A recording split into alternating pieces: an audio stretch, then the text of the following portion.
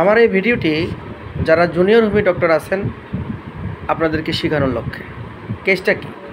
এই যে আমার সামনে একটা হাফেজ সাহেব বসা মাদ্রাসার একজন ছেলে।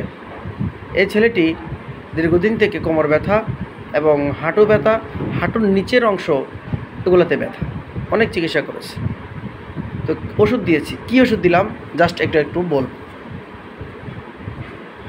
ছেলেটির লক্ষণগুলো কি পেলাম? সে মিষ্টি খেতে একটু পছন্দ করে, কুসুম কুসুম গরম খাবার খেতে পছন্দ করে, গরম সেকে তার ভালো লাগে, নিচে বসলে তার রোগের বৃদ্ধি, কোল্ড অ্যাগ্রাভেশন ঠান্ডায় আবার রোগের বৃদ্ধি, আবার চাপলে বা প্রেশার দিলে তার ব্যথাগুলো অনেকটা কমে যায়। Aggravation sleep before, sleep after, যে ঘুম থেকে উঠলে ব্যথাগুলা অনেক বেড়ে যায়, ঠিক না? এরকম বলছো না? তারপর হলো সবচেয়ে বড় কথা হলো ছেলেটি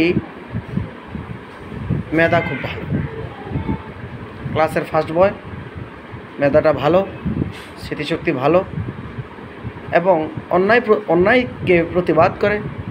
সে খুবই ভালো থাকতে চায়। তো এই সমস্ত লক্ষণগুলো অনেকগুলো মেডিসিনের সাথে মিলে, কিন্তু টোটালিটি অফ সিমটম ম্যাচিং করেছে লাইকোপোডিয়াম। যদিও বা লাইকোপোডিয়ামের একটা সিমটম থাকে যে বিকাল 4টা থেকে রাত 8টা পর্যন্ত বৃদ্ধি, অন্য টাইমে না। ওর কিন্তু এরকম কোনো লক্ষণ নেই। ওর লক্ষণগুলো ঘুম থেকে উঠলে বৃদ্ধি, ঠিক না? ওর লক্ষণগুলো হলো বসলে বৃদ্ধি,